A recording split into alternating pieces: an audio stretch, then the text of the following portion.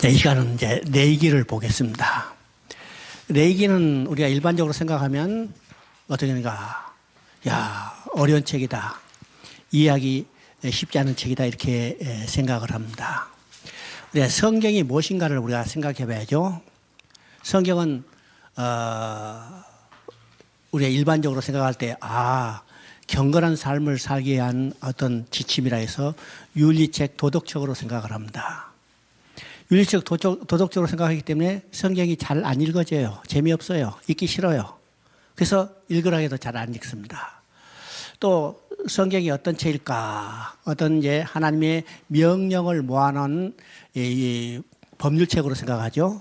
그래서 성경을 읽기가 쉽지 않다고 생각해요. 또 재미없어요. 여러분, 법률책 재밌어요? 재미없어요?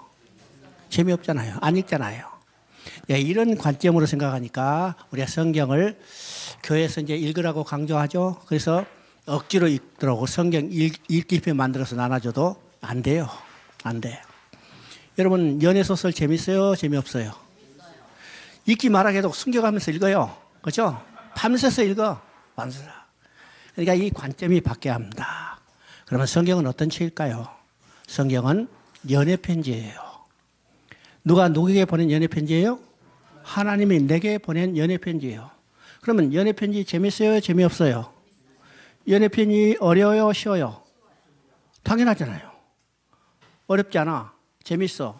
그러면 읽어주는 거죠.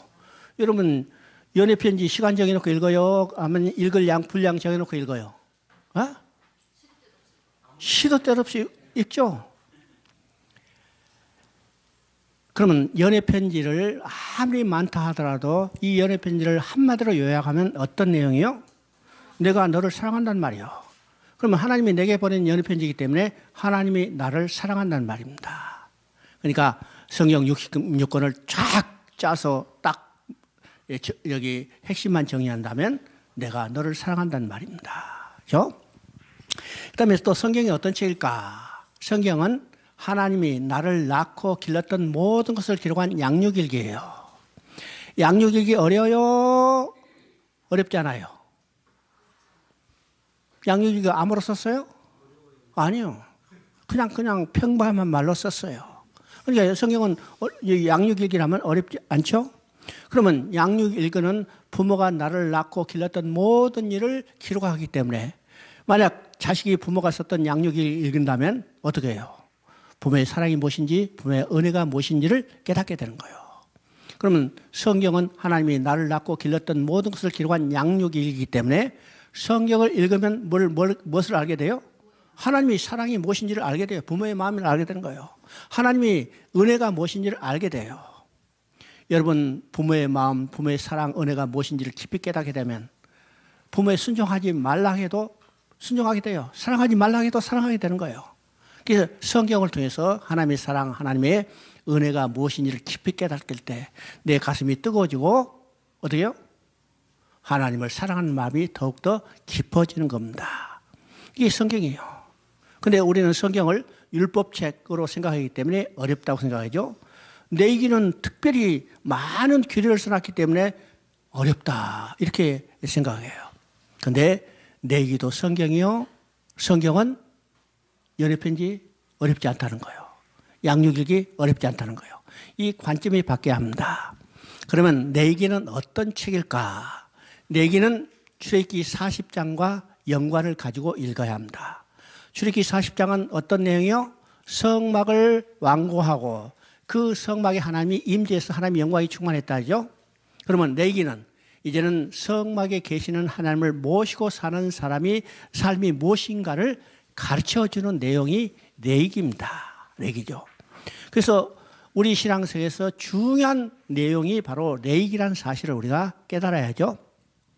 그러면 출애굽기 40장에서 성막을 완공하고 성막에 하나님 계시고 내기는 성막에 계시는 하나님을 중심으로 해서 사는 삶이 무엇인가를 가르쳐주기 때문에 내기는 전부 이제 27장이지만은 크게 두 부분으로 나눠 있어요. 첫째는 성막에 하나님이 계신다면 인간의 가장 중요한 일은 하나님을 만나야 해요. 그렇죠? 하나님을 만나야 해요. 그래서 성막에 계시는 하나님을 만나러 가는 길이 무엇인가를 계시해 주는 것이 레위기의 전반부의 이야기입니다. 그러면 이제 두 번째는 성막에 계시는 하나님을 만나는 길을 통해서 하나님을 만났어요. 그러면 인간이 하나님을 만난 목적이 뭘까요? 하나님을 만난 목적이 뭘까요? 하나님이 창조의 목적대로 하나님과 영원히 함께 살면서 기뻐하며 즐거운 삶을 누려야 해요. 이것이 하나님을 만나는 목적이죠? 목적이에요. 그러면 어떻게 하나님을 만난 인간이 하나님과 영원히 함께 삶을 누릴 수 있을까? 간단한 이야기요. 하나님과 함께 살기 위해서는 하나님은 거룩하시니까 거룩해야 함께 살 수 있어요. 그래서 레위기 후반부의 핵심은 내가 거룩하니 너희도 거룩할지어다. 그러면 어떻게 거룩해진가? 이 거룩에 대한 성결법에 대한 많은 규례가 나와 있습니다. 그러니까 레위기를 생각할 때 앞부분은 하나님을 만나러 가는 길을 보여주고 그 길이 어떤 것이요? 제사장이 드려주는 제사를 통해서 하나님 앞에 나가는 길을 보여주고 이제 후반부는 그 길을 통해서 가가지고 하나님을 만났다면 하나님과 어떻게 영원히 함께 살 수 있을 건가? 그 규례를 보여주는 것이 레위기다. 그러니까 레위기에 나오는 모든 내용은 다 여기에 귀결된다는 사실을 우리가 깨달을 때 레위기가 결코 어려운 책이 아니라는 거죠. 어려운 책이 아니다. 그래서 레위기를 우리가 이해할 때 기본적인 용어가 이해돼야 합니다. 그 레위기를 우리가 읽을 때 이해해야 할 5가지 용어는 어떤 것일까? 첫째는 언약이에요. 하나님과 인간의 관계, 하나님과 그 백성의 관계는 어떤 관계예요? 언약의 관계입니다. 언약의 관계.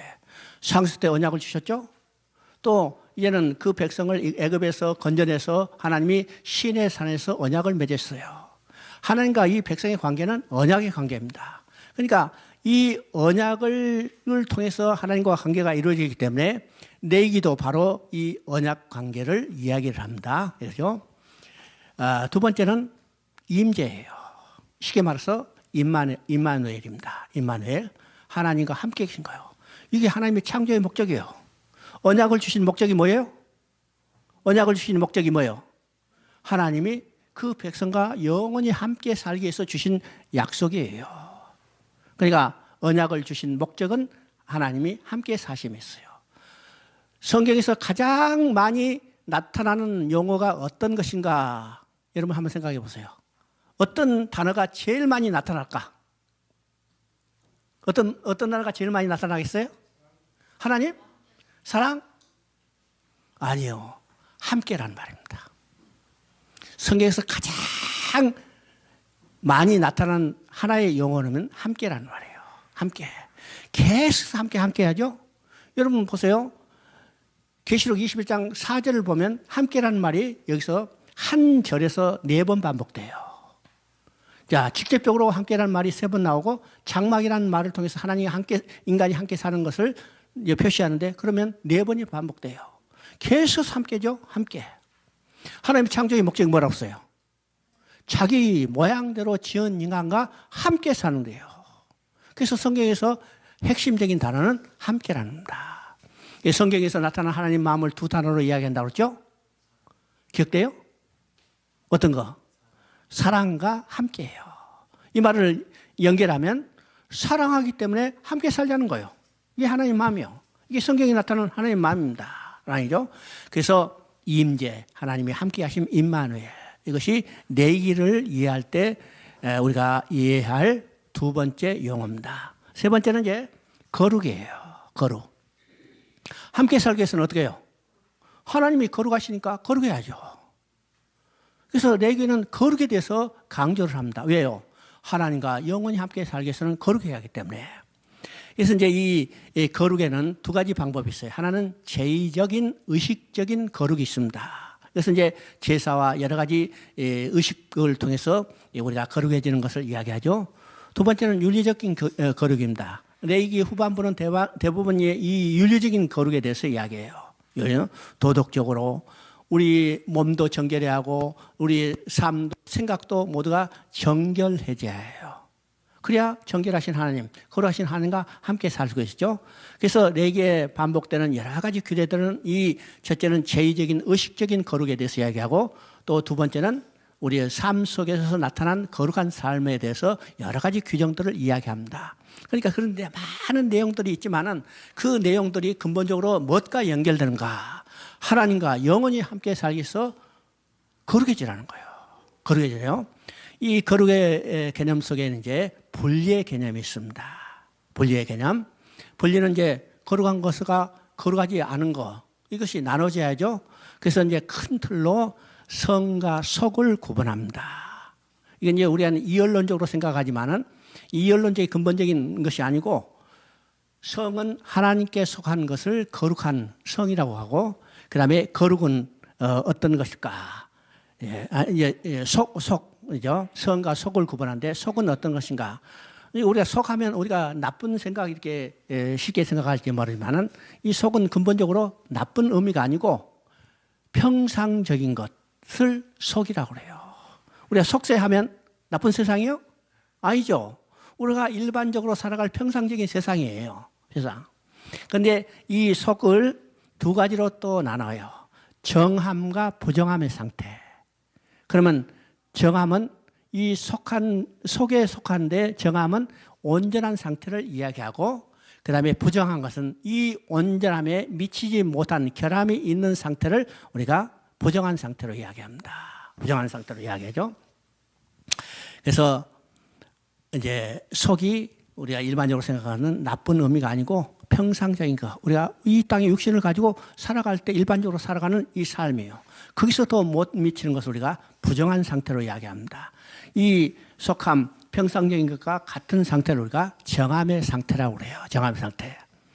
그래서 우리 이제 이 분리에는 시간적으로, 사람적으로, 그 다음에 장소적인 차등이 있습니다. 여러분 이제 장소적인 차등이 있죠? 어떤 차등이요? 우리가 성막의 구조를 볼 때도 장소적인 차등이 있는 것을 우리가 보게 돼요. 자, 이방인들이 있는 것이 있어요. 성막들이 있어요. 성소가 있어요. 더 깊은 것은 어떤 것이요? 하나님이 계신 지성소가 있죠. 이게 장소적인 구분이요. 장소적인 구분뿐만 아니라 사람에도 차등이 있어요. 사람이 차등이에요. 저 이방의 뜰에 사는 사람들은 어떤 사람들이요? 이방의 뜰에 사는 사람들은 이방인들이요. 하나님의 속한 자들 아니죠? 그 사람들이 성막들로 들어오면 제사장이 되는 거예요. 또 제사장의 단계를 넘어서 성소와 지성소에 들어가는 자는 가장 거룩한 대제사장이에요. 제사장이죠? 사람에도 차등이 있는 거예요. 또 시간에도 차등이 있어요. 시간의 차등. 우리 이제 헬라로 얘기하면 크로노스의 시간과 카이로스의 시간이죠. 우리가 지금 1시, 2시 하는 것은 이게 물리적인 시간, 크로노스의 시간이요. 그런데 이것이 하나님께 들어진 시간이면 은혜의 시간, 카이로스의 시간입니다. 카이로스요. 여러분 지금 어느 시간 속에 사는가? 크로노스의 시간에 살지만은 그 속에서도 우리가 하나님의 은혜 속에 사는 카이로스의 삶을 살고 있는 거예요. 그죠? 오늘 지금 어느 때요? 은혜 받을 때요. 구원의 날이요. 그죠? 이 시간에도 차등이 있다는 사실을 보여줍니다. 그 다음에 이제 거룩은, 분리는 이제 거룩 속에 포함된 용어고, 이제 네 번째는 연합입니다. 연합. 하나님은 이제 임재해서 그 거룩한 백성들과 함께 삶으로 하나님과 인간이 하나가 되는 공동체를 이루기를 원해요. 이것을 우리가 연합이라고 합니다. 연합. 이 연합의 대표적인 것이 어떤 것이요? 교회예요. 교회. 교회는 그리스도의 몸이고, 그리스도와 우리는 머리와 지체가 합쳐서 하나의 연합의 관계를 이루는 공동체예요. 공동체죠. 그 다음에 제사입니다. 레위기에서 이제 많이 등장하는 제사.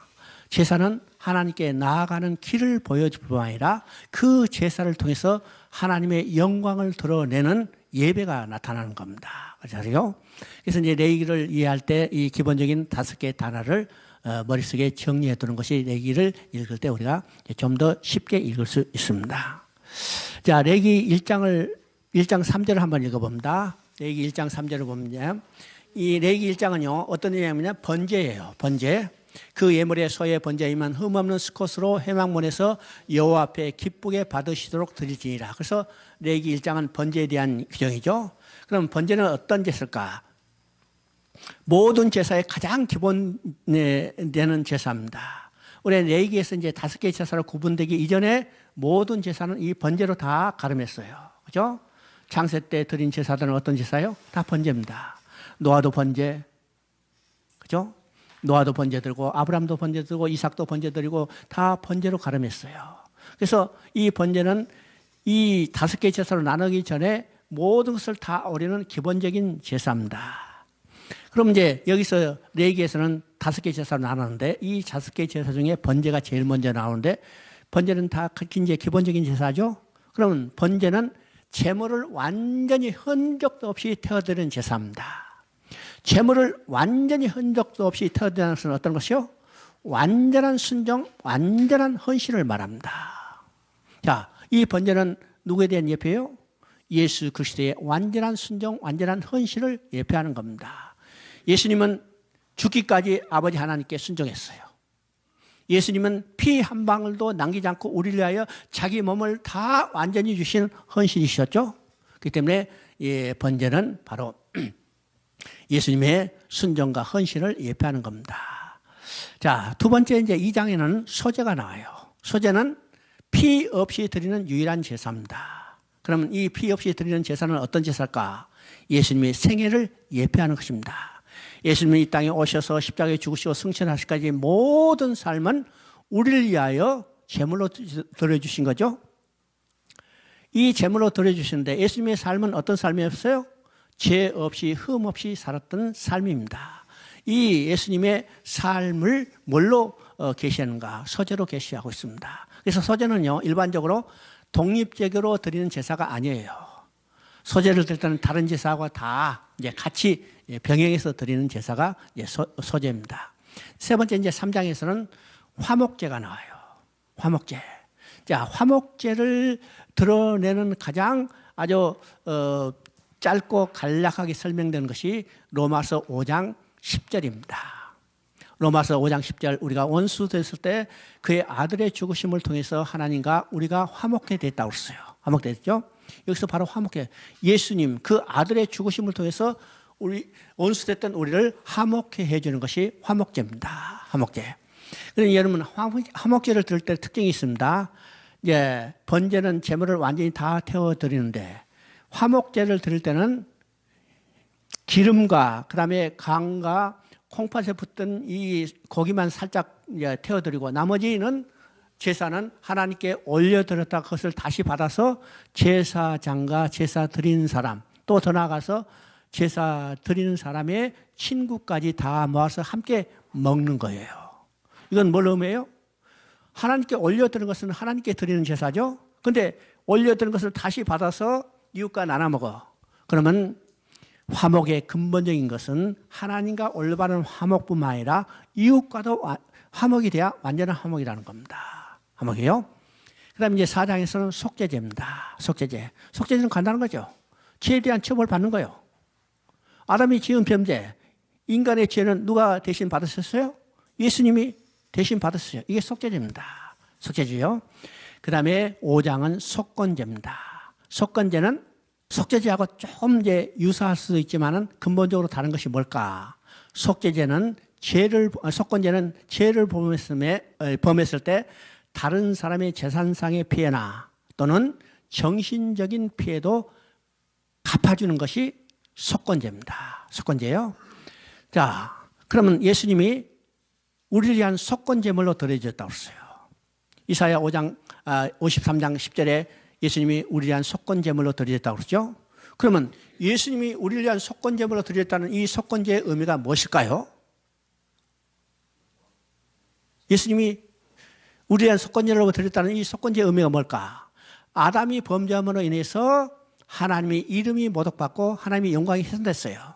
그러면 아담의 범죄로 인하여 모독받은 하나님의 이름과 훼손된 하나님의 영광을 회복해 줘야죠.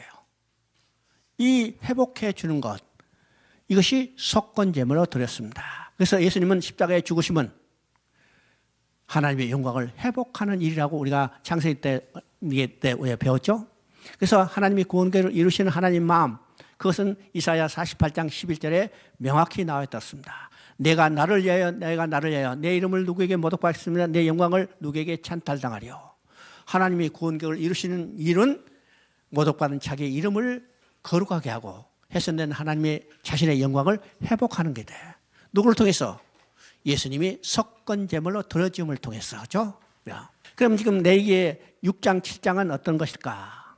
자, 1장부터 5장까지는요 제사 드리는 사람의 관점에서 이 제사법을 소개했어요. 근데 6장 7장은 이제 제사 드리는 제사장의 관점에서 제사법을 부연 설명한 거죠. 그래서 이제 7장까지는 제사법에서 대해서 나옵니다. 그러면 레위기에 5개 제사가 나오는데 이 5개의 제사는 의미가 뭘까? 이 5개 제사는 각각 독립된 제사가 아니고 예수 그리스도가 십자가에 드린 제사를 한 제사로 설명할 수 없기 때문에 이 5개 제사로 나눠서 설명하고 있는 겁니다. 나누죠? 다른 말로 하면 이 5개 제사를 하나로 합쳤을 때 예수 그리스도의 십자가에 드린 제사를 올바로 설명할 수 있다는 겁니다. 그러면 생각해 봅니다. 레위기에서 제사를 드리는 것은 하나님께 나아가는 길을 보여주는 거예요. 길을 보이는 거죠. 그러면 이 5개 제사를 합쳤을 때 예수 그리스도의 십자가의 제사를 올바로 설명할 수 있다면 인간이 하나님께 나아갈 수 있는 유일한 길은 어느 길이에요? 예수 그리스도의 십자가를 통해서인 거예요. 예수 그리스도의 십자가를 통하지 않고는 하나님께 나아갈 길이 없다는 것을 바로 이 제사를 통해서 설명하고 있습니다. 그 다음에 이제 8장부터 시작해서 10장은 제사 드려주는 제사장에 대해서 이야기합니다. 그럼 이 제사장은 누구를 예표해요? 우리의 큰 대제사장이신 예수 그리스도를 예표하는 겁니다. 예표하는 거죠. 우리 이제 11장에 대해서 해석들이 많죠. 11장은 뭐 이제 짐승을 구분해서 먹는 규정들입니다. 참 복잡하죠. 그렇죠? 이건 한마디로 오늘 우리에게 적용할 것이 뭘까? 먹는 것과 먹지 않는 것을 구분해야 하는 삶이에요. 그렇죠? 먹을 것과 먹지 않는 것을 구분해. 음식뿐만 아니라 오늘 먹을 것 먹지 않을 것도 많아요. 우리가 그것을 제대로 구분한다면 적어도 거룩한 삶을 살고 하나님 앞에 나아갈 수 있어요. 그렇죠? 그래서 이제 여기에 짐승의 여러 가지 구분은 있는데 이건 오늘 그대로 적용되지 않지만은 또 이것이 왜 이렇게 자세히 여러 가지로 설명했을까? 이것에 대한 학자들의 여러 가지 견해들이 있어요. 이걸 이제 해석하는 견해가 몇 가지 소개하면 임의적인 견해다. 그냥 쓴 사람이 모세가 그냥 자기 생각대로 임의로 구분했다. 이렇게 임의적인 구분을 했다고 해석하는 학자들도 있어요. 두 번째는 제의적인 구분이다. 거기서 부정한 짐승들은 다 이방인들이 제사를 드릴 때 제물로 썼던 것이기 때문에 이건 부정한 것이다. 이렇게 이제 해설하는 학자도 있습니다. 세 번째는 위생적인 관점에서 구별했다. 그때는 냉장고도 없잖아요. 그렇죠? 그래서 짐승 잡아도 빨리 상할 것은 그냥 먹지 말라는 거예요. 먹었다 배탈 나면 안 되니까. 또 오늘날로 봐도 지금 코로나 박쥐 먹다가 지금 난리 났잖아요. 그런 것은 질병을 유발할 수 있기 때문에 먹지 말라. 이런 위생적인 관점에서 구별했다는 학자도 있습니다. 또 이제 상징적인 방법이다. 그죠? 이 거룩한가 거룩하지 않는 짐승을 상징적으로 구분하는 것이다. 이렇게 하는데 이 해석은 오늘날 어느 것이 옳다고 아무도 주장하지 못해요. 그냥 자기들의 의견만 제시했을 뿐입니다. 그죠? 근데 우리가 생각해 보는 것은 이 짐승을 구분했는데 세 가지 영역입니다. 첫째는 땅에 사는 짐승, 두 번째는 공중에 사는 짐승, 세 번째는 물속에 사는 짐승이요. 그러면 이 세 영역에서 사는 짐승들이 각자 이동하는 독특한 방식이 있습니다. 독특한 방식. 여기 땅에 사는 짐승은 걸어다녀요.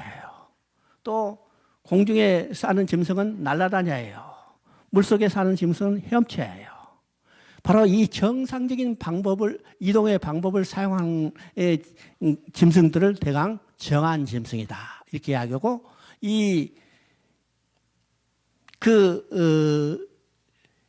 합당한 방법으로 움직이지 않는 짐승은 부정한 짐승이라 이렇게 구분한다고 이야기를 해요. 그런데 이건 뭐 특별한 의미가 없고 오늘 우리 이대로 이제 적용하지 않지만은 우리가 생각할 것은 먹을 것과 먹지 않을 것을 구별하는 것. 그죠? 그 다음에 이제 우리가 12장부터 시작해서 15장까지는 어떤 거예요? 12장은 이제 산모의 유출, 산모가 이제 정결하는 것에 대해서 이야기합니다. 그 다음에 13장부터 14장까지는 나병 환자에 대해서 이야기합니다. 그 다음에 15장은 유출병에 대해서 이야기하죠. 그러면 산모가 왜 정결해야 할까? 산모도 애를 낳을 때 피 흘렸어요. 피 흘린 거죠. 만약 인간이 아담이 범죄하지 않았다면 피 흘림 없이 고통 없이 자녀를 순산할 수 있었을 텐데 이 해산의 고통은 뭐 때문에 나타나요? 아담이 범죄하기 때문이요. 하나님이 이에 고통 당하면서 얘를 낳을 거라고 이미 창세기 이야기했어요. 그렇기 때문에 인간의 죄를 타락한 결과라. 그래서 그게 정결케 해야 하는 겁니다. 그 다음에 이제 13장부터 14장까지는 나병인데 왜 다른 병에 대해서 이야기하지 않고 나병에 대해서만 집중적으로 2장이나 이야기했을까? 그렇죠? 요새 같으면 더 고약한 병도 많죠? 암도 있고 이상한 병들도 많아요. 그런데 왜 성경은 나병만 이야기했을까? 다른 병 이야기 안 했어요. 나병만 이야기하는 이유는 나병이 죄와 가장 유사한 성향을 가지고 성질을 가지고 있기 때문이요. 그래서 지금 이제 실제적인 신학자들을 우리가 번역해서 나병이라 하지 않고 히브리 언어대로 차라이트라고 그대로 용어했습니다. 나병은 나병이지만 나병과 다른 성질이에요. 죄와 가장 유사한. 그러면 죄는 반드시 처리돼야죠. 그럼 보세요. 지금 13장에는 나병을 진단하는 방법이 나오고 14장에서는 나병이 나와서 다시 돌아오게 하는 것에 대해서 이야기를 하고 있습니다. 누가 진단해요? 나병은 진단은 제사장이에요. 나병이 나았다는 거 확진도 누가 하냐면 제사장이에요. 그러면 우리의 죄는 누가만이 정죄할 수 있어요? 우리의 죄는 누구만 사할 수 있어요? 제사장이요. 그 제사장은 누구요? 우리의 예수 그리스도예요. 그렇죠? 그 다음에 15장도 이제 유출병입니다. 유출병은 몸에서 나타나는 여러 가지 분비물을 이야기죠. 그런데 여기서 분비물의 가장 근접한 말은 성병을 이야기하는 겁니다. 성병. 그죠? 자, 우리가 이 세상이나 옛날 구약시대나 신약시대나 가장 타락한 모습은 뭘로 나타나냐면 성적인 타락이에요. 성적인 타락. 그러면 이게 유출병도 쉽게 말하면 성병. 성병에 대한 거죠. 성병이 뭐 때문에 나타나는가? 바로 인간의 죄 때문에 나타나는 현상이다. 그래서 인간이 하나님 앞에 나아갈 수 있는 길이 무엇일까? 바로 죄 사함을 받아야 해요. 그래서 이제 앞에 제사장을 통해서 제사법을 드리고 또 유출병에서 이야기하고 그 다음에 16장에서는 일반 백성 모두가 죄 사함을 받는 속죄에 대한 규정을 이야기합니다. 그래서 레기 16장은 4개 중에서 핵심장이죠. 핵심장입니다. 대제사장이 이날 모든 백성을 위한 속죄제를 드리는 날이 이 속죄 여기 16장입니다. 그러면 대제사장이 지금 백성을 위한 속죄제를 먼저 드리는데 자기를 위한 속죄제를 먼저 드립니다. 왜일까요? 왜 대제사장이 백성을 위한 속죄제를 드리기 전에 자기를 위한 속죄제를 먼저 드릴까? 자, 아론이 대제사장으로 속죄 제사를 드릴 때 아론이 자기를 위한 속죄제를 먼저 드리죠? 왜일까? 아론도 사람 가운데 취한 자고 그도 죄인이기 때문에 백성의 죄를 사함받기 전에 자기 죄를 먼저 사함받고 정결해져야 해요. 정결해져요. 그래서 자기를 위한 속죄제를 먼저 드리고 이제 백성을 위한 속죄제를 드립니다. 백성에 대한 속죄제를 드릴 때 염소 2마리를 취해서 이 염소를 제비 뽑아서 여호와를 위한 염소를 제비 뽑아요. 그 염소를 잡아서 피를 가지고 지성소에 들어갑니다. 그래서 이제 16장 15절을 한번 읽어보십니다. 16장 15절 읽어보면 또 백성을 위한 속죄제 염소를 잡아 그 피를 가지고 휘장 안에 들어가서 그 수송아지 피로 행한 것 같이 그 피로 행하여 속죄소 위와 속죄소 앞에 뿌릴지니라 그랬어요. 가서 속죄소 쫙 여기 여기다 쫙 뿌리려 하지 않고 정확하니 자리를 지정해 줬습니다. 속죄소 위와 속죄소 앞에 뿌리라. 속죄소는 이제 카포레타라고 그러는데, 이건 이제 한국말로는 속죄소라고 번역돼서 이제 중국 언어는 시온자로서요. 하나님의 보좌예요. 하나님의 은혜를 베푸는 자리입니다. 거기서 제 삶을 선포하는 자리죠. 그러면 이 속죄소 위에 뿌리다. 왜일까요? 피가 없을 때는 속죄소는 하나님이 계시고, 그게 시온자죠. 그 속죄소는 언약궤를 덮는 뚜껑인데, 언약궤에는 뭐가 들어있어요? 언약궤는 모세에게 주신 돌판이 거기 들어있어요. 돌판은 십계명이 기록되어 있고, 십계명은 율법을 대표하는 거예요. 그죠? 그러면 하나님이 밑으로 내려다봤을 때 뭘 통해서 봐요? 돌판, 율법을 통해서 보면 모든 사람 다 율법 아래 있어요. 율법 아래 있다면, 다른 말로 하면 죄 아래 있는 거예요. 왜요? 율법을 다 지킬 수 없기 때문에. 다 죄인이죠. 율법 아래 있다면 죄 아래 있고, 죄 아래 있다면 심판이고, 심판 아래 있다면 정죄요. 정죄의 삭은 사망이에요. 이것이 패턴인데, 이제는 거기다가 피를 뿌렸어요. 그럼 피가 뿌려졌기 때문에 뭘 통해서 봐요? 이제는 피를 통해서 보면, 피를 통해서 볼 때는 용서예요. 용서죠? 또 앞에 뿌리라고 했어요. 피가 뿌려지지 않았을 때는 저 앞에 있는 백성들을 볼 때 다 죄인이요. 죄인이죠? 그런데 이제 피가 앞에 뿌려지기 때문에 피를 통해서 볼 때는 용서예요. 6월절 문설주 인방에 발라진 피를 통해서 본다고 그랬어요. 그렇죠? 오늘 우리도 우리 마음속에 뿌려진 피를 통해서 하나님이 보실 때 우리는 다 죄인이었지만 이제는 죄사함을 받은 의인으로 바꿔진 거죠. 바꿔진 겁니다. 그 다음에 이제 20절, 21절을 보면 이건 아사셀 염소에 대한 규정입니다. 20절, 21절을 읽어보면 그 지성소와 회막과 제단을 위하여 속죄하기를 마친 후에 산 염소를 들이되 아론은 두 손으로 살아있는 염소의 머리에 안수하여 이스라엘 자손의 모든 불의와 그 범한 모든 죄를 아뢰고 그 죄를 염소의 머리에 두어 미리 정한 사람에게 맡겨 광야로 보낼지라. 이것을 우리가 아사셀 염소라고 합니다. 아사셀이 의미가 무엇인지 학자들이 여러 가지로 이제 연구해 봤지만은 무엇인지 정확하게 알지 못해요. 그래서 우리는 아사셀 염소하면 우리의 죄를 짊어지고 먼 광야로 보내졌다가 돌아오지 못하고 죽게 된 염소, 이렇게 이게 아사셀 염소입니다. 이게 마찬가지죠. 대제사장이 두 손으로 아사셀 염소에게 안수를 해요. 대제사장은 백성을 대표하기 때문에 백성이 두 손으로 안수했다는 것은 백성의 모든 죄를 이 염소에게 전가시키는 겁니다. 그러면 안수를 통해서 백성의 모든 죄를 짊어진 이 염소는 정해진 사람에 의해서 끌려가가지고 먼 광야로 보내졌다가 돌아오지 못하고 죽게 되는 거예요. 그럼 이 아사셀 염소는 무엇에 대한 예표예요? 예수님이요. 요한복음 1장 29절에 세례 요한이 요단강에 나오시는 예수님을 보고 말씀하시죠. 보라, 세상 죄를 지고 가는 하나님의 어린 양이로다. 예수님은 아사셀 염소가 되셔서 우리의 죄를 짊어지고 먼 광야로 보내셔서 돌아오지 못하고 죽게 되는 거예요. 어디서? 십자가에서. 그죠? 자, 17장 11절 한번 읽어봅니다. 17장 11절. 육체의 생명은 피에 있음이라 내가 이 피를 너희에게 주어 제단에 뿌려 너희의 생명을 위하여 속죄하게 하겠나니 생명이 피에 있으므로 피가 죄를 속하느니라. 자, 17장은 어떤 내용일까? 17장은요, 백성들이 고기를 먹고 싶을 때 아무 데서나 도살해서 마음대로 먹는 게 아니고 반드시 하나님 앞에, 그러니까 제사장 앞에 이게 와서 고기, 여기 짐승을 잡아서 화목제를 드린 것과 똑같이 드려요. 화목제는 어떻게 했어요?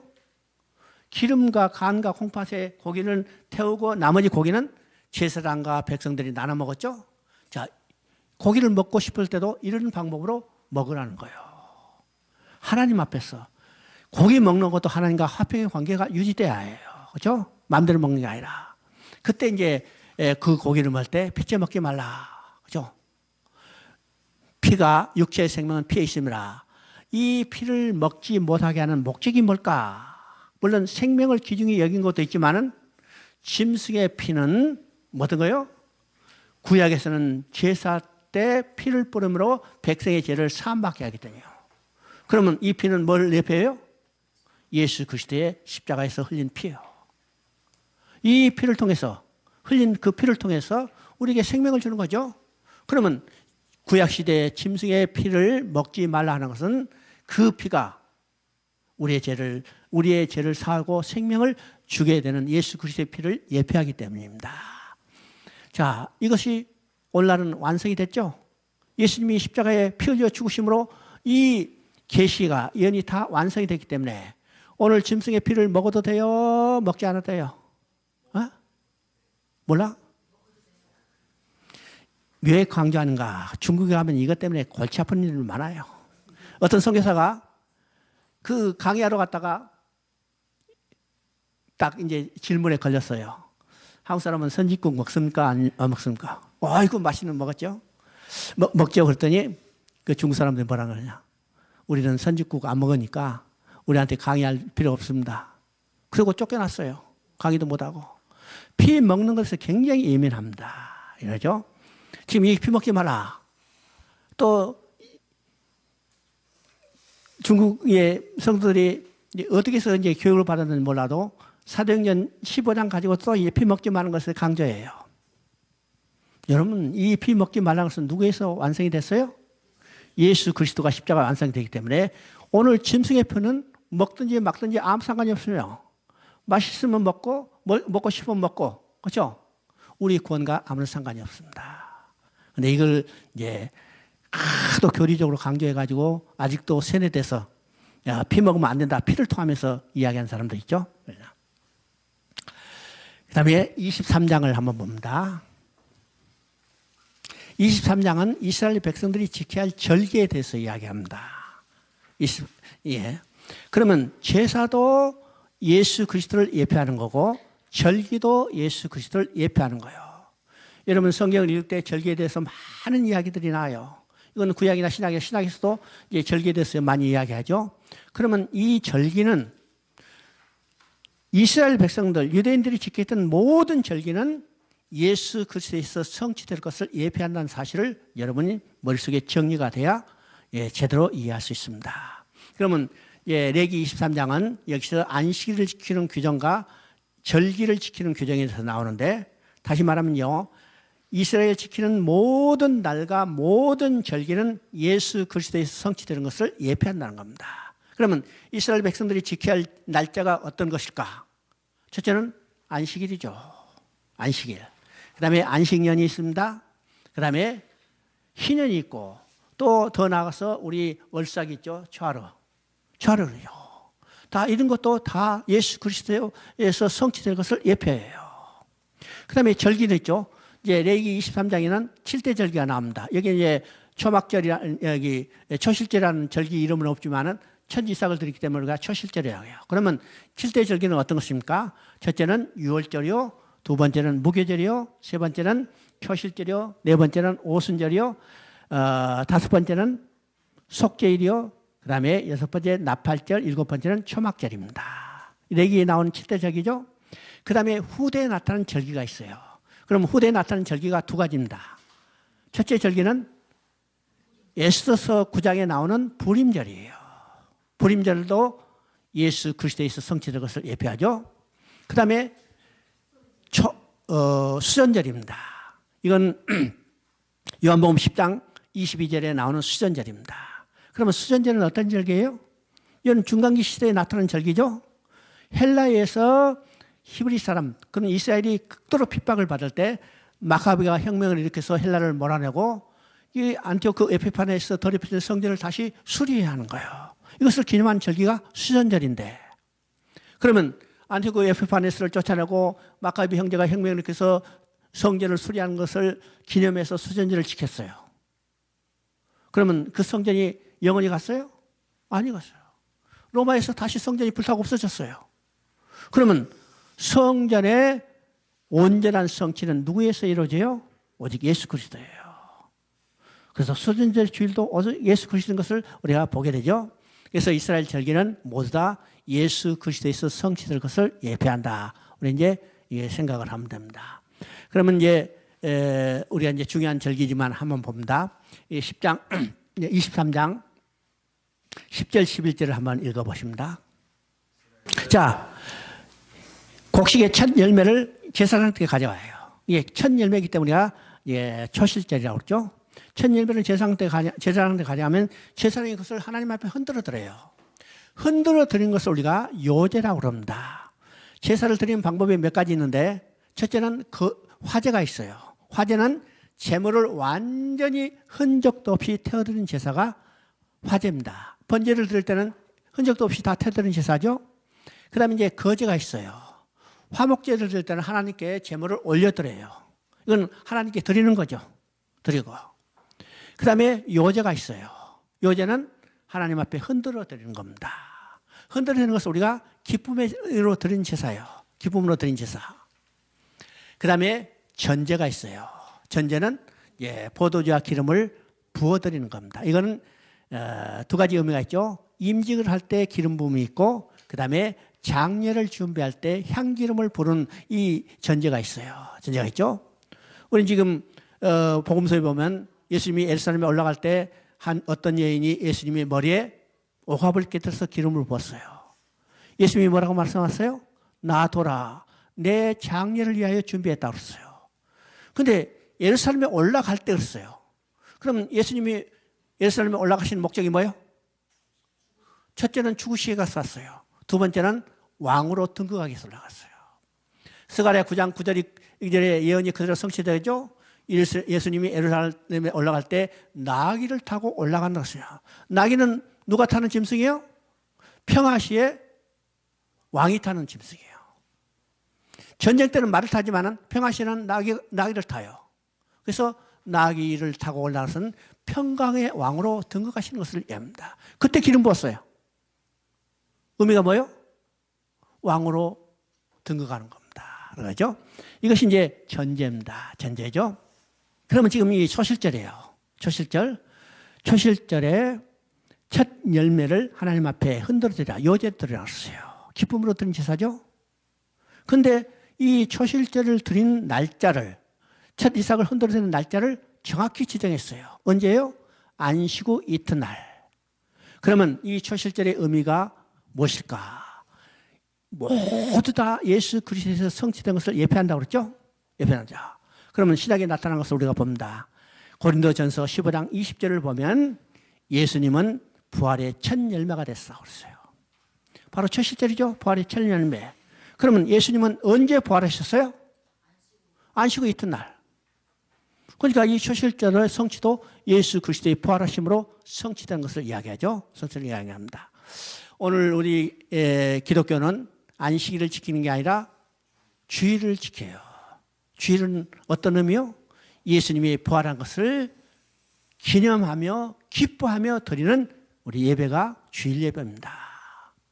우리 이제 가끔 착각해서 안식일을 지킨다 이렇게 하지만은 우리가 드리는 이 주일 예배는 안식일을 지키는 것이 아닙니다. 만약 구약에 정해진 안식일을 지킨다면 어떤 날 지켜야 해요? 토요일 날 지켜야 해요. 토요일 날 지켜야 해요. 근데 우리는 토요일 날 지키는 게 아니죠. 그러니까 엄격한 의미에서 우리는 안식일을 지킨 게 아닙니다. 물론 이제 안식의 개념이 그 안에 이제 포함되기 때문에 안식일 지킨다 하지만은 안식일을 지키는 개념이 아니라 우리는 예수님의 부활을 기념하여 우리도 예수와 함께 부활할 것을 믿고 기쁨으로 드리는 예배가 우리 주일 예배라는 사실을 알아야 합니다. 그렇죠? 그다음에 이제 23장 16절 17절을 보면 이건 오순절에 대한 이야기가 나옵니다. 오순절에 떡 2개를 만들어 하나님 앞에 흔들어 드리라고 했어요. 그러면 오순절에 떡 2개를 만들라는 의미가 뭘까요? 구약에서 떡을 만드는 기준은 이스라엘 12지파를 상징하는 12개를 만들어야 하는데 지금 떡 2개를 만들어 흔들어 놨어요. 그러면 이 떡 2개는 뭘까? 바로 오순절에 새 소재를 들어갔으니까 오순절에 드리는 새 소재는 곧 신약에 태어날 신약의 교회를 말합니다. 신약의 교회. 그러면 사도행전 2장을 보면 오순절에 성령이 강림하고 성령이 강림하자 베드로가 담대히 일어나서 복음을 전했어요. 예수 그리스도의 생애를 그대로 전하자 어떻게 했어요? 백성들이 가슴을 치며 형제여 우리가 어찌할꼬 했을 때 베드로가 회개하고 예수를 믿어라. 그들이 예수를 믿고 회개한 자가 3,000명이 됐다고 그랬죠. 이 3,000명이 이제는 신약의 교회가 처음 태어난 겁니다. 이제 신약은. 그러면 새 소재를 들어간 것은 신약에 태어날 이 신약시대에 태어날 신약교회를 이야기하는데 이 신약교회는 어떤 것이에요? 이방인과 유대인이 둘이 합쳐서 하나가 된 것을 이해합니다. 그래서 떡 두 개를 만들어 하나님 앞에 흔들어 드리라고 했어요. 그렇죠? 근데 거기서 이제 중요한 것입니다. 이 교회가 어떤 것일까? 교회는 이방인과 유대인의 막힌 담이 헐어지고 하나가 되는 건데, 하나가 되죠? 그러면 교회의 사명은 뭘까요? 에베소 2장 18절에 나오는데, 그로 말미암아 우리 둘이 한 성령에서 아버지께 나아감을 얻게 되느니라. 그로 말미암아 예수 그리스도로 말미암아 우리들은 이방인과 유대인이 하나가 돼서 한 성령 안에서 아버지께 나아감을 얻게 되느니라. 아버지 누구요? 성부 하나님이요. 그러면 교회의 가장 중요한 사명은 교회에 나온 모든 사람을 하나님 앞에 나아가게 해주는 겁니다. 이 땅에서 얼마나 잘 먹고 잘 살게 해주는 것이 목적이 아니에요. 교회는 모든 교회에 나오는 하나님의 백성들을 하나님 앞에 나아가게 해주는 거예요. 누구를 통해서? 예수 그리스도를 통해서. 그래서 교회에서 오직 전할 것은 어떤 것이요? 예수 그리스도예요. 오늘 교회 설교에서 예수 그리스도가 빠졌다면 그건 교회 설교가 아닙니다. 그래서 아니죠? 불교에도요, 참 인간적으로 듣기 좋은 말만 해요. 얼마나 설교가 유창한지, 내가 이제 어떤 사람하고, 이제 어떤 목사님하고 둘이서 이제 차를 타고 가는데, 그 목사님이 이 라디오를 누르는데, 처음에 그 무슨 내용인지도 모르고 듣는데, 정말 여기 아주 가슴이 뿅 갈 정도로 좋은 설교예요. 설교인지 뭐는데, 하여튼 듣다 나중에 다 듣고 나니까, 누가 이야기하는 소리요? 중이 이야기하는 거예요. 중이 이야기하는 거예요. 그러니까 세상의 연설도, 세상의 이런 강의도요, 사람들을 얼마든지 기분 좋게 하고 흥분시킬 수 있어요. 그러나 그게 아무리 좋은 설교, 아무리 듣기 유창한 말로 한다 하더라도 그리스도가 빠진다면 이건 복음이 아니라는 사실을 우리가 알아야죠. 알아야 합니다. 자, 그게 이제 34절을 보면, 23장 34절을 보면 초막절에 대한 이야기가 나옵니다. 초막절은 어떤 것일까? 이스라엘 백성이 40년 광야의 고난의 행진을 잊어버리지 말고 기억하게 하는 겁니다. 여러분 생각해봅니다. 이야, 그 어려운 거 다 잊어버려라. 하나님은 잊어버리라고 하지 않아요. 기억하라 해요. 왜 기억해야 할 겁니까? 여러분 지난해 어려움을 겪었던 것을 우리가 생각할 때 앞으로 닥치는 고난도 이겨낼 수 있어요. 그래서 하나님은 이 고난을 가정을 잊어버리지 말고 기억하라 해서 매년 초막절을 지키도록 합니다. 초막절은 며칠 지켜요? 7일 동안 지켜요. 왜일까요? 40년의 세월이 짧은 세월이 아니기 때문에 7일 동안 지키라고 합니다. 7일 동안 지키라는데 우리 36개를 보면 제8일을 성회를 지키라 합니다. 그러면 초막절은 예수 그리스도에서 성취된 것을 예표하기 때문에 요한복음 7장은 초막절을 배경으로 예수님이 하신 일을 기록하고 있어요. 초막절을 지키고 백성들이 지금 돌아가려는데 예수님이 마지막에 그들을 초청하고 있어요. 명절 끝날 곧 큰 날 예수님이 그 백성들을 초청한데 누구든지 목마르면 내게 와서 마시라. 내게 와서 마신 자는 그 배에서 생수의 강이 넘쳐나리라. 그날이 초막절이에요. 근데 초막절 끝날을 큰 날이라고 씁니다. 레위기에서는 초막절 끝날을 제8일에 성의를 하고 요한복음 7장에서는 명절 끝날 그날을 큰 날이라고 했을까? 왜일까요? 초막절은 40년의 광야의 행진을 기억하게 하는 겁니다. 그러면 광야의 행진이 끝나면 그 다음에 어디로 들어가요? 약속의 땅, 가나안 땅으로 들어가요. 그날은 기쁨의 날이요, 슬픔의 날이요?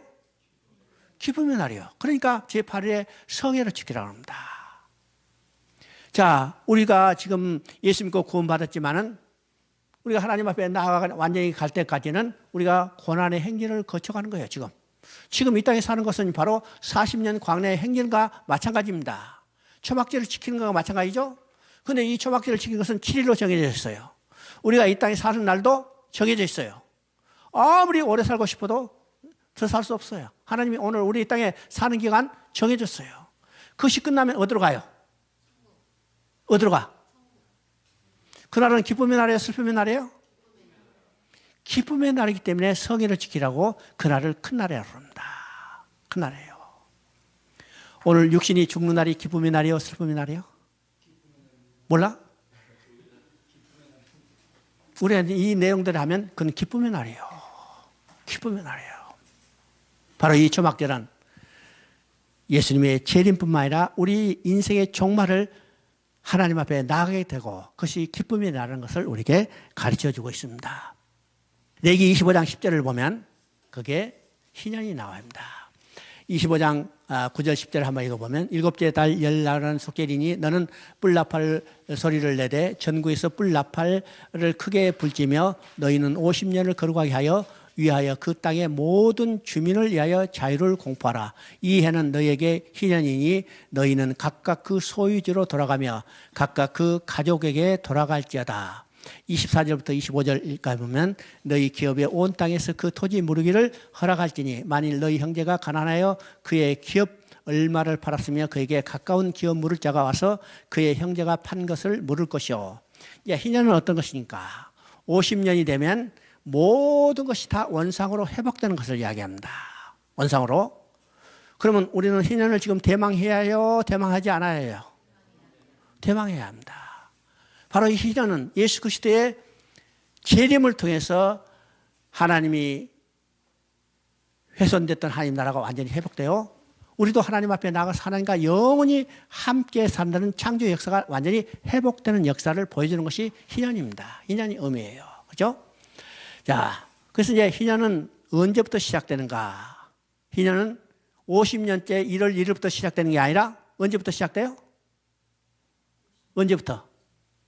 7월 10일 속죄일부터 시작됩니다. 그 전에 나팔 불어요? 나팔 불어. 희년이 곧 가까웠다. 그래서 이제 7월 10일부터. 왜일까요?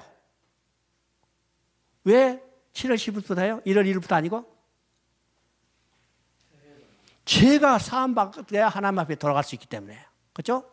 죄가 사함받지 않으면 하나님 앞에 절대로 돌아갈 수 없어요. 그래서 희년은 속죄일부터 시작해서 희년이 시작되는 겁니다. 이해했죠? 그 다음에 여기에 보니까 기업 물을 자라고 했어요. 자, 희년이 되기 전에 다 기업 팔아버렸다. 그럼 어떻게 해요? 하나님께서 특별히 기업 물을 수 있는 제도를 허락하신 겁니다. 이런 거죠. 그래서 이 기업 물을 자는 여러분이 기억하셨다가 이 내용은 우리가 룻기에서 자세히 살펴보게 될 것입니다. 그렇죠?